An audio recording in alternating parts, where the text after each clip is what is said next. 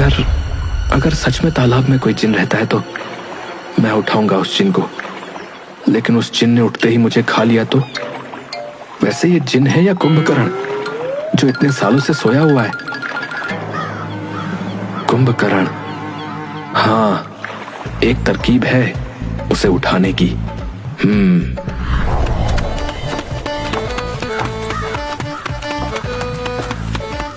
राजू दौड़ा हुआ गांव की जलेबी की दुकान पर पहुंच जाता है।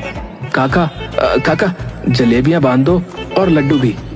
अरे राजू बेटा, कितने तोल दूं? 100 किलो सभी मिठाइयाँ तोल दो। हैं? 100 किलो? अरे बेटा, दावत वावत दे रहे हो क्या है? नहीं नहीं, पर बस चाहिए।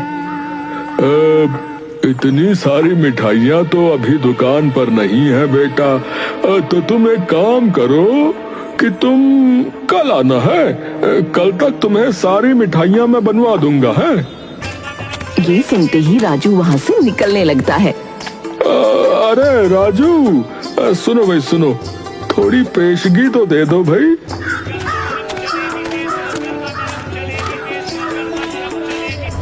राजू पैसे निकालकर दुकानदार को दे देता है और घर पर चला जाता है।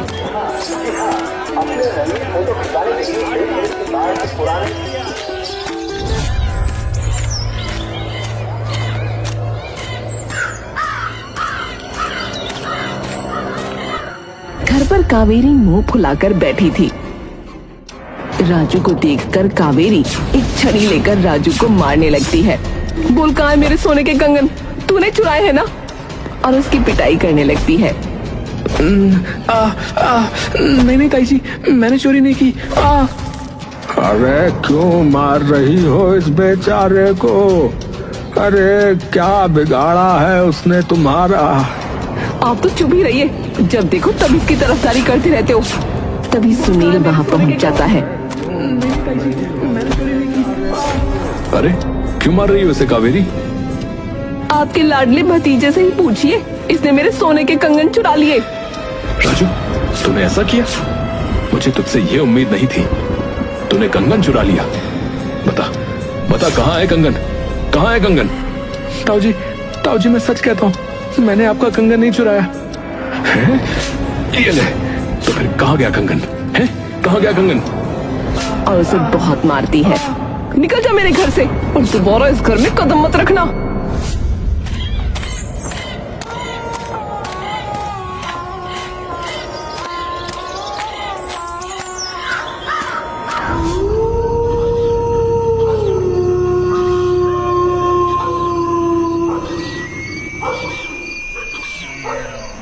रात को अगर मेरे माँ और पिताजी होते तो आज मेरी ये हालत नहीं होती, और अगर दादाजी भी नहीं रहे तो मैं क्या करूंगा? मैं उन्हें बचा कर ही रहूंगा।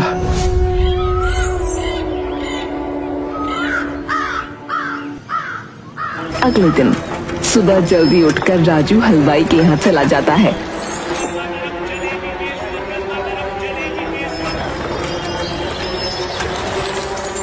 और सारी मिठाइयाँ लेकर तालाब के पास एक घर में रखवा देता है। अच्छा हुआ कल मैंने मंगलू से उसके घर की चाबी ले ली थी। इधर कावेरी, अरे ये राजू न जाने कहाँ मर गया, सुबह से नहीं दिखा। इधर राजू तालाब में कूद जाता है और जिन्न को ढूंढने की कोशिश करता है। अरे आधा तालाब छान मारा, लेकिन वो जिन कहीं भी नहीं दिखा। मुझे तो लगता है ये सब अफवाह है, अफवाह। लेकिन दादाजी की जान बचाने के लिए मैं पूरे तालाब को छान मारूंगा।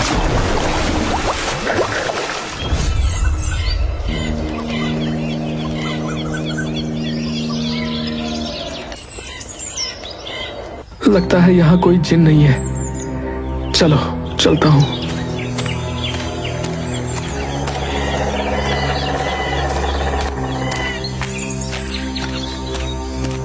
तभी उसे तालाब में एक चट्टान दिखाई देती है। अरे ये चट्टान कैसी है यहाँ? और राजू चट्टान के पास जाता है तो उसे एक दरवाजा दिखता है। राजू बिना कुछ सोचे उस दरवाजे के अंदर घुस जाता है। हो सकता है जिन यहीं कहीं हो। लेकिन पूरी गुफा छान मारने के बाद भी राजू को जिन्न कहीं नहीं मिला।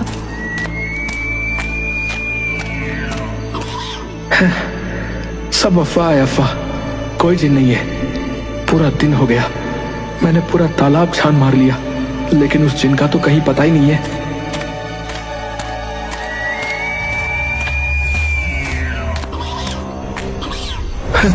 अरे अरे ये क्या है? अरे अरे इधर दूसरी तरफ पूरे गांव में आंधी चलने लगती है और तालाब में भी तूफान आ जाता है। कौन हो तुम और तुम्हारी इतनी हिम्मत कि तुमने मुझे उठाया? अब मैं तुझे नहीं छोड़ूंगा। राजू उसे देखकर डर जाता है और इधर उधर भागने लगता है। मुझे किसी भी तरह इस गुफा से बाहर निकलकर इस जिन को उस घर में ले जाना होगा। हाँ। और राजू बहुत तेजी से दौड़ने लगता है और जिन भी राजू के पीछे होता है। दौड़ते दौड़ते राजू उस घर में पहुंच जाता है और जिन भी राजू के पीछे पीछे वहां पहुंच जाता है। राजू एक दीवार के पीछे छुप जाता है। जिन वहां पहुंचकर देखता है कि आसपास बहुत सारी मिठाइयां रखी हुई हैं। जिन मिठाइयां देखकर बहुत खुश हो जाता है।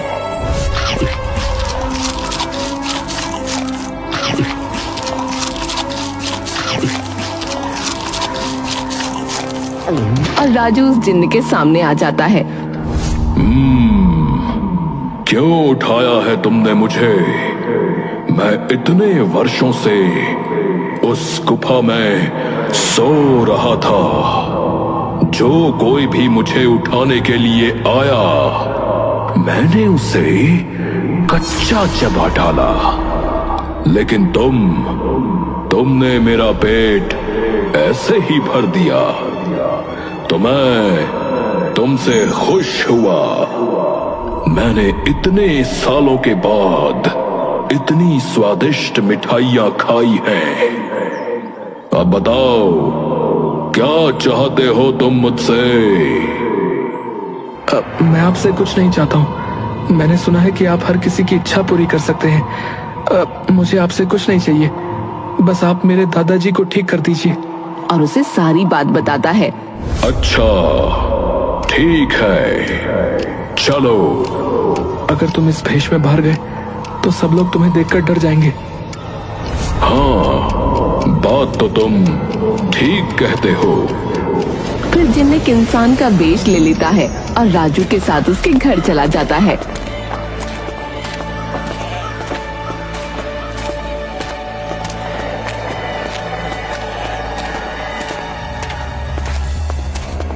कावेरी राजू को आते ही ऐसे घूरती है जैसे सांड लाल कपड़े को देखता है। वहीं रुक जाओ, और कोई जरूरत नहीं मेरे घर में आने की। एक तो मेरे कंगन चुरा लिए और ऊपर से तेरी ये जुर्रत कि तुम मेरे कहे बिना मेरे घर में घुस आए। ताई जी मुझे माफ कर दो, मुझे माफ कर दो, पर मैंने आपके कंगन नहीं चुराए हैं। कावेरी मुंह फुलाकर अंदर चली जाती है।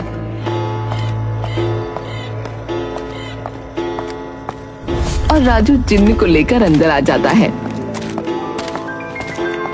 जगन राजू को गले लगा लेता है। अरे तुझे पता है बेटा, मुझे तेरी कितनी फिक्र हो रही थी। और ये व्यक्ति कौन है? जी, मेरा नाम जीवन है, मैं इसका दोस्त हूँ।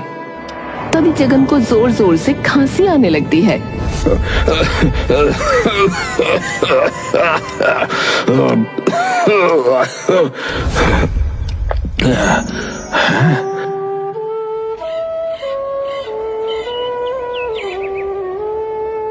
अगले दिन आपको पता है, आपका लाडला भतीजा न जाने कौन से दोस्त को लेकर आया है घर में।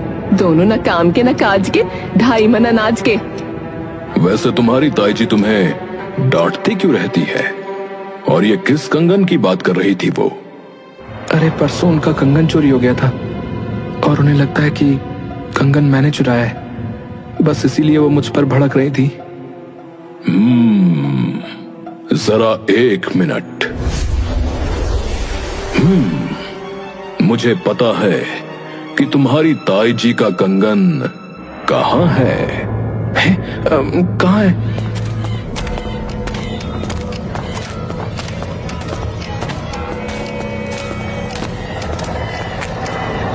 वहां पर। और मेरी तरफ से ये कंगन। अबे ओए, ये कंगन तो बहुत महंगा लगता है यार। अरे महंगा तो है, मेरी माँ का है समझा। मैं चुरा के ले आया, और पता है तेरे को, इल्जाम राजू पे लग गया। तभी राजू और जिन्न वहां पहुंच जाते हैं। विजय, मुझे तुझसे ये उम्मीद नहीं थी।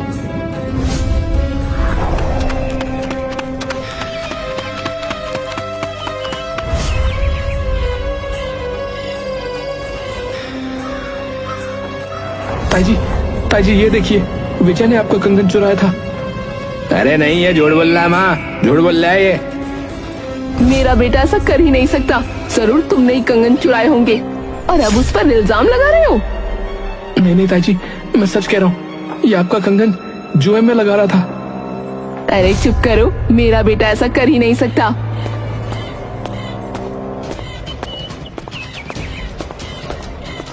अरे तुम्हें राजू की बात पर भरोसा नहीं होगा, लेकिन तुम्हें मैं बता दूं कि तुम्हारे लाडले ने हमारे घर के कागजों पर अंगूठा लगवा लिया और हमारा घर जुए में लगा दिया। वो तो भला हो कि मुझे एक आदमी ने बता दिया, नहीं तो आज हम रोड पर होते। विजय, मुझे तुझसे ये उम्मीद न थी। तभी जिन्न एक चुटकी बजाता है। राजू, मुझे माफ कर दे, मैंने सच में तेरे साथ बहुत गलत किया। आप हाथ जोड़कर मुझे शर्मिंदा मत कीजिए। आप ही ने तो ताईजी पर कुछ जादू किया है ना? तभी जिन्न मुस्कुरा देता है। ये सब छोड़ो और ये औषधि लो और तुम्हारे दादाजी को सुबह उठते ही पिला देना। इससे उनकी तबीयत ठीक हो जाएगी और उनकी बीमारी जड़ से खत्म हो जाएगी।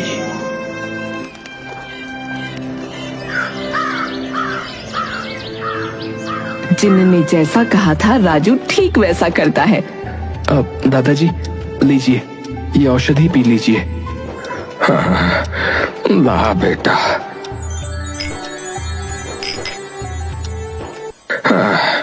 मेरे पिछले जन्म के कोई अच्छे कर्म रहे होंगे बेटा, जो तू मुझे पोते के रूप में मिला, और तेरी ये जादुई औषधि से मैं पहले से काफी अच्छा महसूस कर रहा हूँ बेटा। दादाजी, आप बस अब जल्दी से चलने लगो, फिर हम दोनों पास के तालाब में मछली पकड़ने चलेंगे।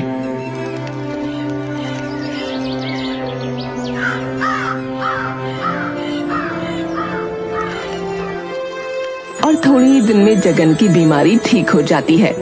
इस तरह से राजू के हौसले ने उसके परिवार को एक कर दिया और इसके बाद सब मिलजुल कर प्यार से रहने लगे। जिन्न का राज अभी भी राज बना हुआ है, जैसी जिन्न की मर्जी थी